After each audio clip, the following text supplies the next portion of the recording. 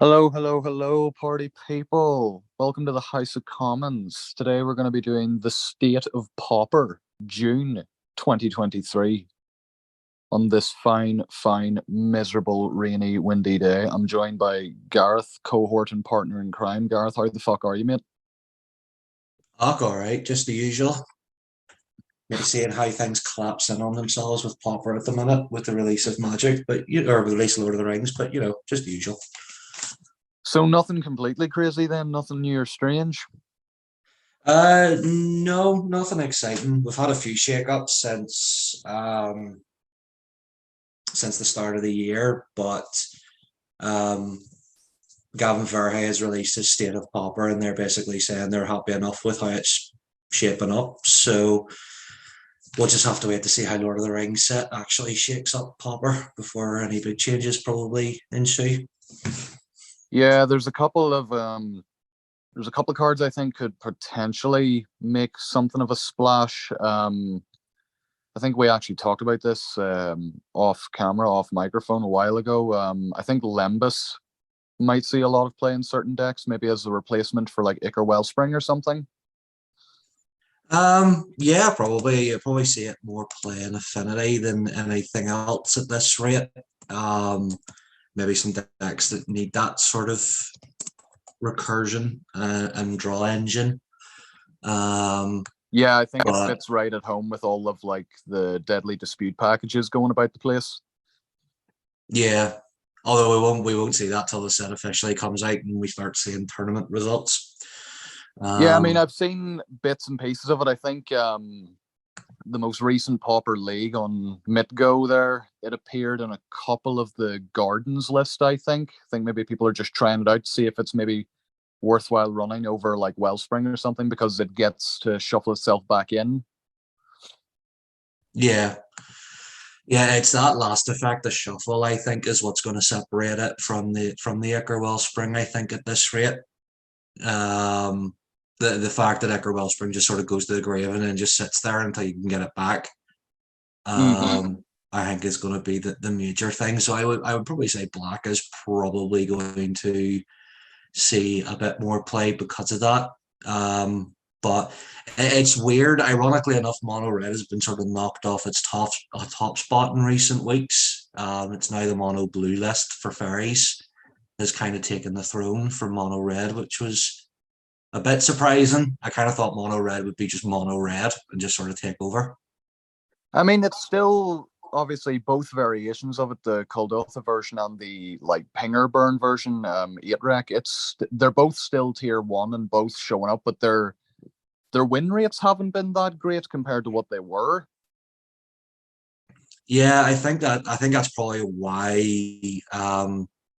Wizards don't want to release a ban list just yet, is because a lot of the meta seems to have sort of equaled itself out to an Mm. extent. Um, to kind of give a rundown for everybody currently. So at the minute, mono red burn is kind of sitting at the top with about 9% representation. It's kind of taken that sort of top spot, but mono blue fairies isn't far behind with 8%. And then the Kuldotha variant is 6.5, and then Affinity is also 6.5. So that's kind of where we're sitting at with the meta at the minute. So red is kind of dominating when it comes to percentages, but blue seems to be taking that spot from it in terms of its win rate. Um, and if anybody hasn't watched the Gavin Verhey video, basically the mono red list, the only reason it is as popular as what it is because it's a fast deck for online play for those Mm-hmm. speed games that people are playing. So I would say probably once you remove that factor, you're probably looking at a more balanced, probably even percentile for blue and red, probably at that rate. I think that's a fair assessment, especially for the online community. Anyway, obviously, Pauper is predominantly an online format, but I think any deck where the amount of decisions and clicking you do or reduce is probably quite appealing. I mean, I know Kalikaz, one of the big creators, he's notorious for being very, very fast playing decks like Altertron because there's so much clicking involved with triggers and things going on the stack, but there's still the Mhm. risk of timing out. Yeah, no, that's the thing. I think it is pretty much the online community is what's keeping mainly mono red, in its sort of top spot at the minute, and then all the other decks are just kind of filtering in tournament representation and things like that. Um, but yeah, it's one of those ones. I think we'll wait to see what happens. Because I do believe, looking at the Lord of the Rings set, there is a lot of stuff that we'll probably start to see play in Pauper. Hmm. But in terms of how it shapes the format, we'll need to wait and see, I would say. Especially given that at this stage, it's kind of hard to tell how the mechanic of the ring temp shoe is actually going to play any sort of relevance in Pauper as well, given how uh, kind of how slow it is in comparison to a lot of other mechanics. I was trying to find the right word there. I couldn't think of it for a second. I think something that's really interesting about the ring temp sheet, and I think a couple other of the YouTube creators, mainly based in Pauper, have talked about this. It seems to be a mechanic very different from others we've had in the past. For example, the likes of the Monarch or the Initiative, something that can go back and forth, sorry, between players. Both players separately keep track of their ring bearer and their Mhm. activations of the ring. It's not something that's dependent on the opponent, which I think could be quite interesting. But in terms of like decks that would play it, the decks of the past and even today that have used those sort of like emblematic mechanics like the Monarch and Initiative have been the more mid-rangey and control focused decks, using them to gain card advantage and maybe grind out the game. Mhm. Whereas the rings abilities seem to, at least to me, seem to be catered to more low to the ground aggressive decks, Yeah, which yeah, I is see what you mean. interesting. Flavor wise, it sort of makes sense, but these it's also a mechanic that seems to be built for lower to the ground decks, which are decks that typically don't want the game to go long, which is sort of where I'm confused about it all as to how it'll actually shape in the format proper. Yeah, it is a strange one. Like currently, from what I've been seeing of the Pauper sort of meta game, things have been quite evenly spread with a lot of mechanics and decks and things like that. Like we said, mono red is kind of taking over at the minute, but I like a lot of that is due to the online side of things. And then you have a bunch of other decks like Bogles and Affinity and Mono Blue. So the fact that the ring shoe is based on that low to the ground style of things, I actually think a deck like Bogles and Mono Blue Fairies are probably one of the few decks that could probably take advantage of the ring temp shoe, um, especially in terms of some of the effects that they've been getting. So I think it'll be interesting to see from that perspective of the ring temp shoe, because as well as that, we're going to get the first sort of it's a mechanic that basically introduces common legends as well, which Mm-hmm. is the first time that we've seen something like this as well. Do So here's the big question I have. Sorry to interrupt you. Do you think this will in any way affect cast down's relevance in the meta? um, I'm not sure. Just remind me what cast iron does again. One in the black, instant destroy target non-legendary creature. Um, I don't know. I could see it being a sideboard thing for the cast downs if cast down does become quite prevalent again. Um, but in Quite niche terms, all the same. yeah, it's one of those ones you kind of have to go in expecting it, and I think it's one of those things. The format at this current stage in time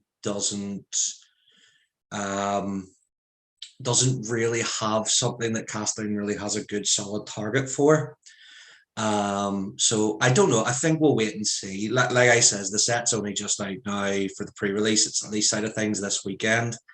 And from what I had heard from the pre-release side of things, a lot of the format basically boiled down to what people were actually pulling in the common slots rather than the uncommons and rares. There were some mythics that were swinging games and some rares that were swinging games, but overall it was boiling down to what the removal packages were that everybody was getting to deal with some of the bigger legendary creatures because of it. So I don't know. I think it'll be one of them ones. We'll have to just wait and see, give it a couple of weeks and see how the format kind of develops. One of the big cards I think that will probably see at least sideboard play is the Improvised Club spell. That's been sort of a hot button between a couple of the creators that I would routinely watch, Teasdale being one of them. He actually considered Improvised Club to be something of a trap because on paper it looks very, very good, but I don't think it's fair to make that much of an assessment on it until it actually gets tested. Yeah. I mean, like, the fact that it's a modal spell does give it a lot of utility, especially in a format where, you know, having modal spells, as with any format really, is very, very good. It gives you flexibility. Yeah, the fact that it basically just screams to me Grixis or Rakdos Affinity synergy, I think is where I think it's basically, for people who are listening who maybe don't know, it's 1 and a red for an instant. It's an additional cost, sacrifice an artifact or a creature, deals 4 damage to any target. This basically gives mono red a bit more redundancy, I think, in terms of that burn thing. It lets them get rid of their synthesizers when they don't need them. In Grixis Affinity, it gets rid of their Ichor Wellsprings, their chromatic stars, to draw cards, so it replaces itself in those types of decks. Oh, I'm really sorry. I sound like an idiot now. I've just realized I for some reason I thought that Improvised Club was a virtual reprint of a Braid. I'm very sorry. I've just realized it's a completely different card I was thinking of. No. Oh no, I thought when you meant modal, it was like the sacrifice. Sorry, go ahead. No. I was just gonna say, yeah, it's just the additional cost 4 damage burn spell. Now, I think the reason why it's coming back to me now, actually, Teasdale and some of the other creators thought that it was something of a trap, is comparing it against Fire Blast. Yes. Now, I get where he's coming from. Fire Blast is effectively, in air quotes, free for the same amount of damage. But I also kind of agree with you in the fact that it could give a bit more reach to the red decks, especially because, as you say, it allows them to get rid of their synthesizers, or perhaps, I don't know, in the affinity decks as well, it could just be additional advantage. We might see a more aggressive version of affinity starting to pop up if that's the case. Yeah, I think with the fact that we've got Ichor Wellsprings and Chromatic Stars and now Limbus Bread as well in the format, I think being able to sacrifice, and actually combining it with Limbus is probably the pipe dream, probably, because being able to recur the Limbus Bread after burning for 4. And, 4 is nothing to sneeze at, especially in Affinity when you have the Mirror Enforcers and things like that. Like if you swing for a lot of damage and then 2 mana, sacrifice like an artifact land to burn your opponent for 4. You put them in a very precarious situation. Or even sacrificing a Wellspring to draw a card off it. Yeah, so I think this will see the most success in Affinity. Mono red, maybe not so much, because really their only artifacts, I believe off the top of my head, is Experimental Synthesizer and Great Furnace. Called off the version. Yeah. So. Oh well, no. I think sometimes they play Implement of Combustion as well, but I think that's just the Kuldotha version. It is, yeah. You reminded me on that one as well. So yeah, they don't have as much flexibility compared to Grixis Affinity, but the fact that it gives you that choice of creature or artifact, depending on the matchup, I do think this is probably, like I said, we'll have to wait and see. Give it a couple of weeks, see how it sort of starts to see play. But I do believe going into the newer format, I think Improvised Club will probably be a sideboard card for those aggressive matchups for decks like Affinity, and even the Rakdos decks as well, because it's going to be one of those ones where I think we will start to see maybe slowly the return of the amass mechanic in the Pauper, especially given how all the amass cards that are currently in the common slot are actually not as bad as what I thought they were going to be as well, based off what I was hearing. So do you think there's potential for an army deck to perhaps make its way into the format? Maybe not so much an army deck per se, but the idea of a resource deck that uses the amass cards to gain that incremental advantage with, say, things like Improvised Club, Heartfire, all those like sacrifice sort of cards, using the tokens to, use them as sacrifices to gain advantage. I think do you think it could make its way into aristocrats and perhaps make that something of a tiered deck? I mean, it's never been terrible, but it's rarely ever gotten to the precipice of tier 2, I'd say. I think it'll start this. I think people will start to test it a bit more, especially with the Mirkwood Bats card now in the format. For people not aware of Mirkwood Bats, just in case, it's kind of the boogeyman for Commander at the minute. It's 3 and a black for a 2/3 with flying. Whenever you create or sacrifice a token, each opponent loses a life. I think for aristocrats type style strategies, or like I said, the advantage decks that involve around sacrifice, this type of deck I think will start to see play, and whether it be using amass or using like the food token strategies that we see in some of the cards to gain that advantage, I think we'll just need to wait and see.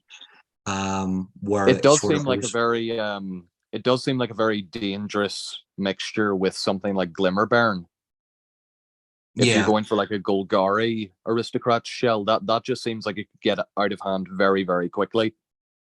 Yeah, and it is one of those ones, like seeing now that the food strategy, like many partings, the one green sorcery that searches a basic land and puts a food token in the play. I think there will be probably some form of token strategy that revolves around things like Mirkwood Bats and the sacrifice cards that will probably, start to creep its way up the tiers. Like you say, it's probably not going to go above tier 2, but I mean, we've been wrong before. Yeah. You never know. Yeah. I think a lot of it is going to boil down to, how the cards all synergize with each other. It needs a lot of testing, I would say, and Pauper is the format for testing these types of combinations. Like in comparison to maybe Modern or something like that, because Modern's kind of sorted out what it needs for the format already, from what people were seeing. So I think we'll start to see a lot more experimentation coming from the Pauper side of things. Especially given how synergistic tokens and the ring temperature mechanics kind of all gel with each other, which was also a surprise for me based off what I was hearing. I definitely agree with what you're saying. Just to teeter ourselves a wee bit away to the main topic of the day. Speaking of decks that people were perhaps wrong about or didn't give much thought to, Golgari Gardens is now tier 1. Yeah, that was a real surprise. Yeah, I think myself and you were in the same room when we checked the data on MTG decks and saw that it has got a very noticeable percentage now. And I remember first hearing about that deck where it was essentially just a mono black control deck that used Calney Garden to abuse Deadly Dispute and Reckoner's Bargain. And now it's turned into one of the best decks in the format. It gives me a great pleasure to see that, but I'm wondering, what's your thoughts on it? How do you think Golgari Control or Gardens is sort of situated in the metagame right now?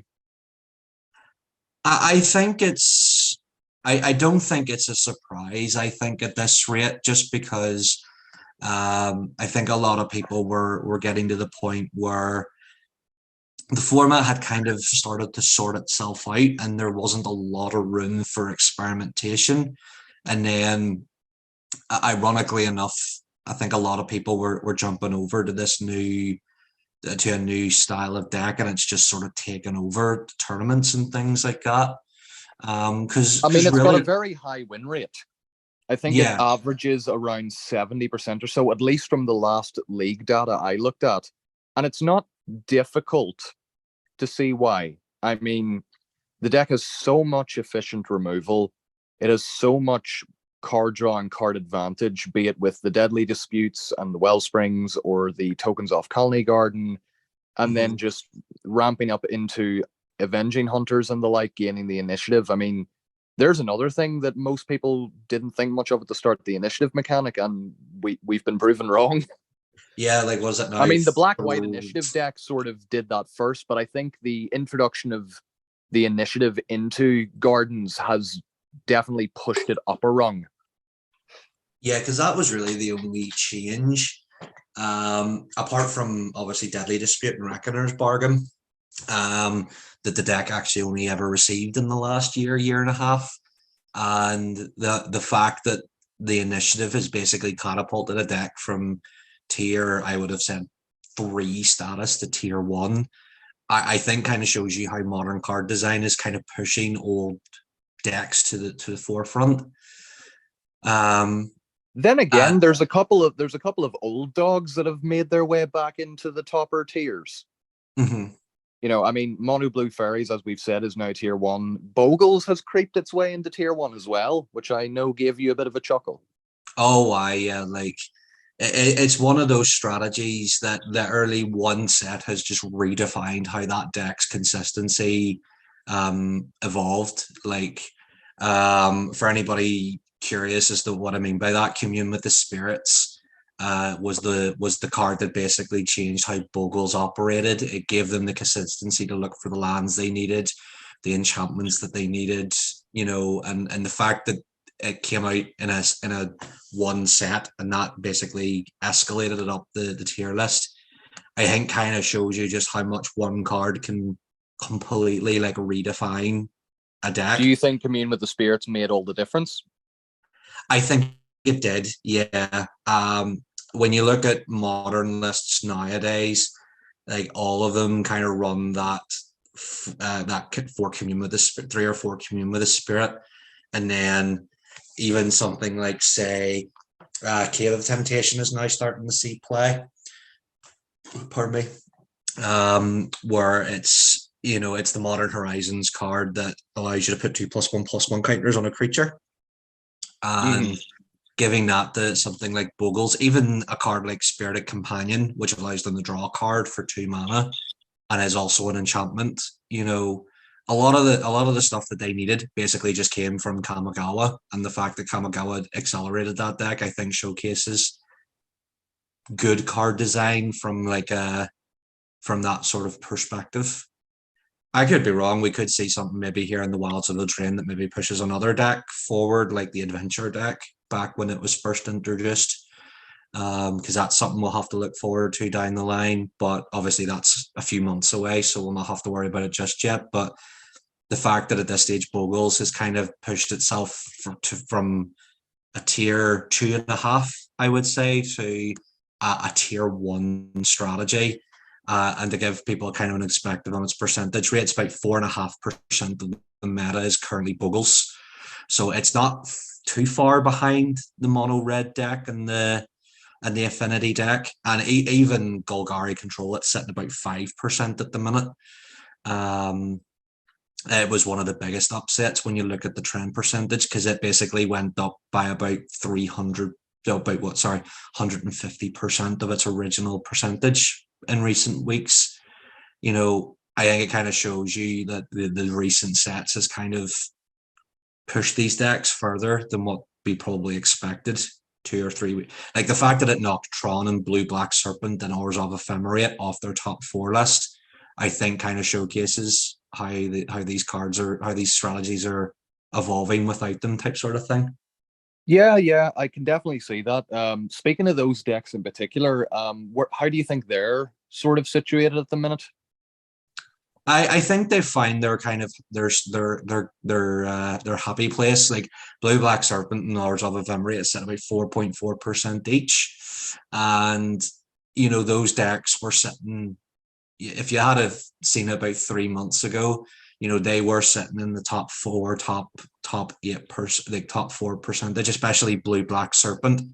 I remember a lot of people talking about how Blue Black would probably beat Mono Red in a lot of its matchups, just because of the fact that they are big 5/5s and 6/6s that couldn't be beaten easily by Mono Red, and the fact that they have been knocked down quite a heavy amount, I think sort of showcases how the newer decks like Mono Blue Fairies and Golgari Control just sort of deal with those decks in ways that they probably weren't expecting. Do you think a lot of it has to do, obviously this is meta dependent, but I think, and I want to know if you agree with this, the increase in graveyard hate between side and main deck, do you think that's played a part in decks like Blue Black Serpent slipping down a little bit? Oh, definitely, yeah. The fact that like things like back in their apparition and things like that, has that flexibility of being in white and or black decks. Being it for those who are curious, it's what an Orzhov hybrid for an instant, create exile card from a graveyard, create a 1/1 spirit. The fact that like for 1 mana basically allows you to slow down the Tolarian Terrors and the Gurmag Anglers.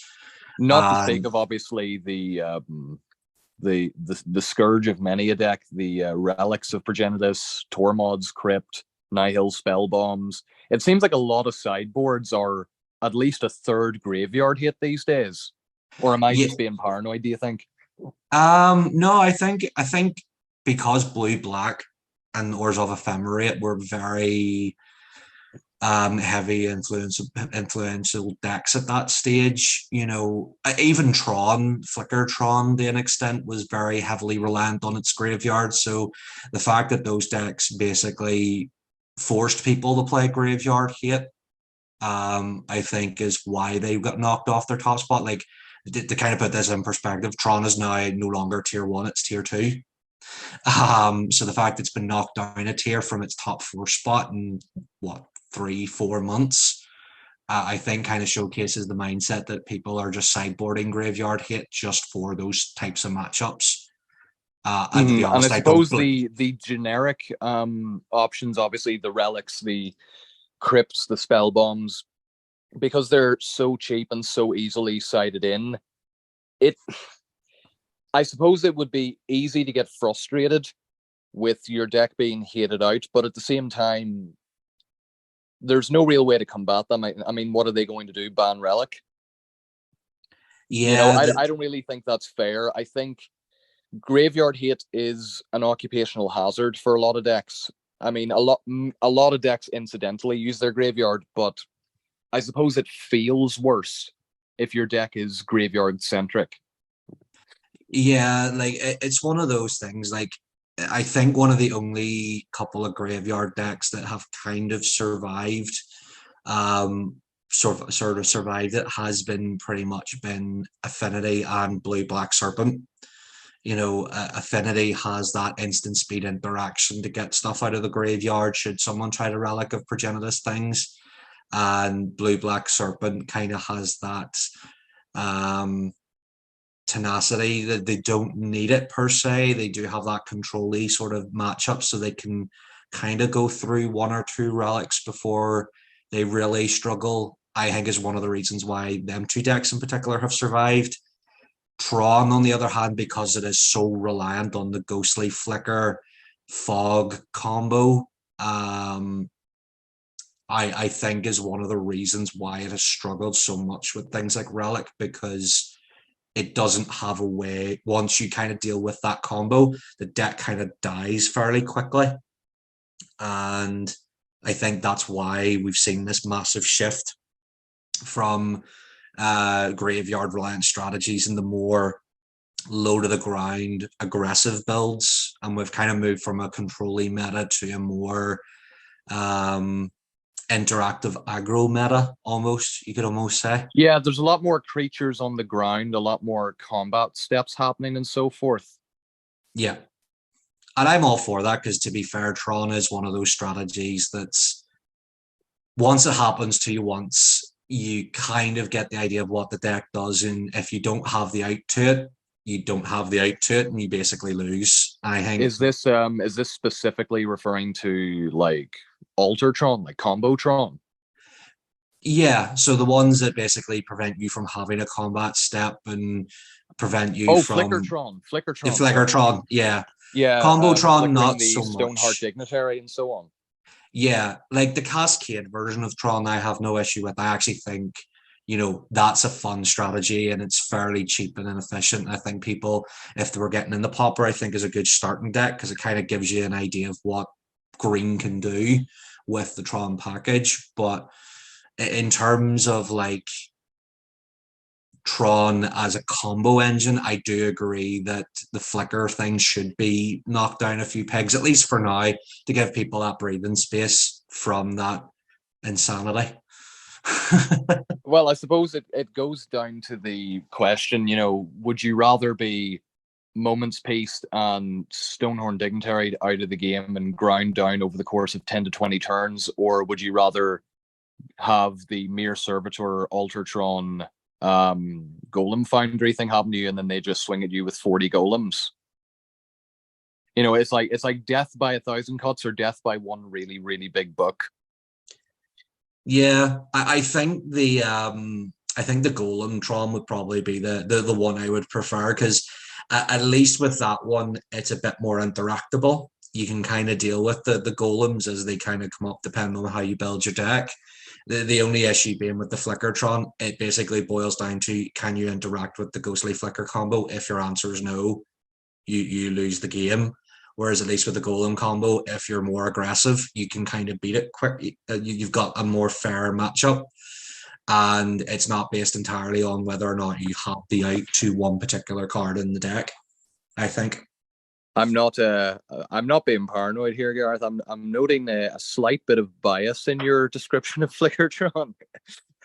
I mean, I'm all for Flicker, Ghostly Flicker, Paragon combos, but when it comes to preventing an entire mechanic of the game being completely taken out of the question, I think that's where you kind of have to look at like if Ghostly Flickertron was in the top meta, my top banning would definitely be the card that prevents the combat step, definitely, because that with Ghostly Flicker and Mnemonic Wall as a combo is just not something I think that should be in any way, shape, or form.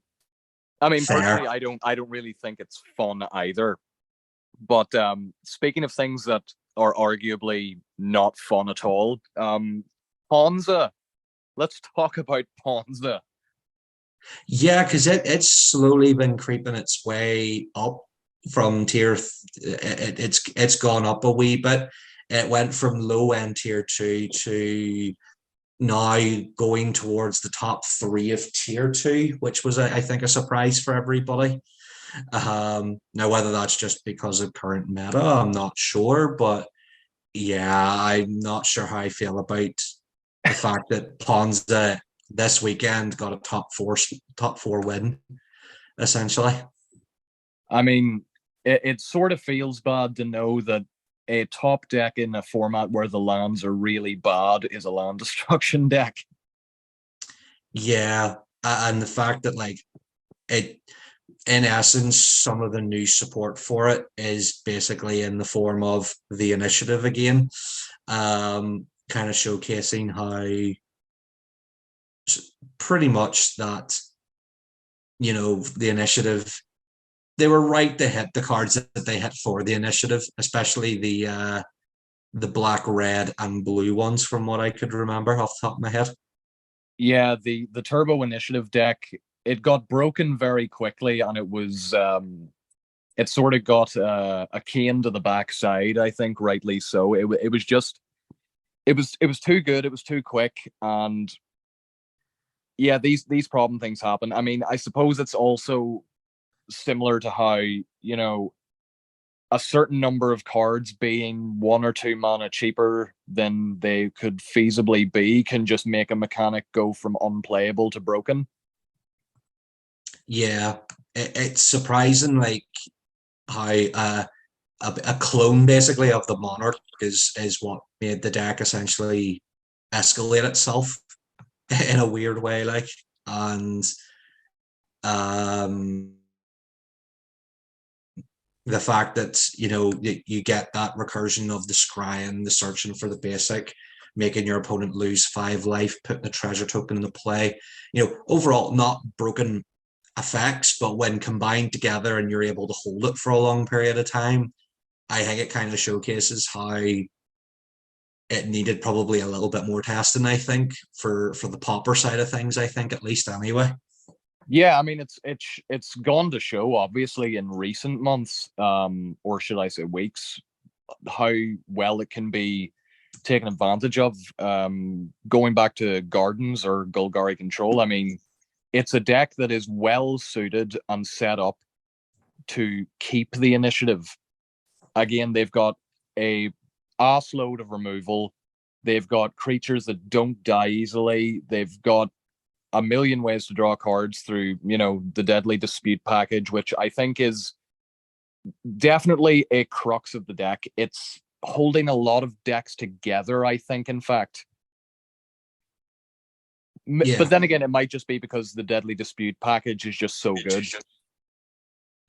Yeah, I think the fact that you draw 2 cards and get a treasure token for whatever you replace, I think kind of showcases maybe that card should have maybe been an uncommon rather than a common, given how flex like how the fact that you basically, if you sacrifice a dead artifact or a dead creature, basically allows you to keep your plays going. I think definitely it's something that you can tell by how it was designed that this thing was probably an uncommon initially in testing, but wasn't seen playing as an uncommon. So they put it the common instead. And it's now just dominating black decks in Pauper basically for how much advantage it's given you, especially with things like Grixis Affinity. Like we were saying earlier, where you with things like Wicker Spring or Chromatic Star, you're drawing 3 cards and getting a treasure token to replace the artifact that you lost. But for something like Golgari Control and things like that, it's great for those like recursion strategies as well. Yeah, absolutely. We'll just start winding this to a close ever so slowly, but going on to the next thing I wanted to talk about really quickly. What do you think currently of the Pauper meta? Do you think it's healthy? Do you think there's problems? I think it's reached a very precarious balance at this rate. I think the biggest problem is mono red still taking a good chunk of the top cut, with 2 of its decks being in the top 4. So I do think Gavin Farhay was right to say we're not doing anything just yet, but we're going to keep an eye on things.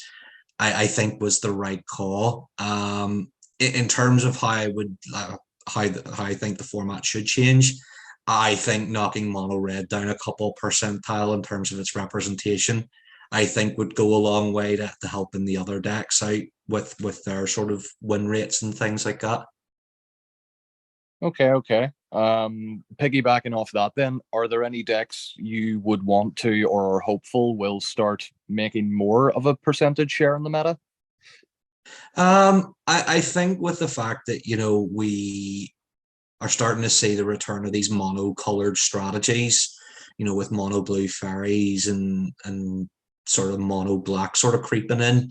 I would love to see things like mono black control, white weenie, and mono green strategies kind of starting to creep back in a wee bit, especially for newer players who are wanting to get into the format.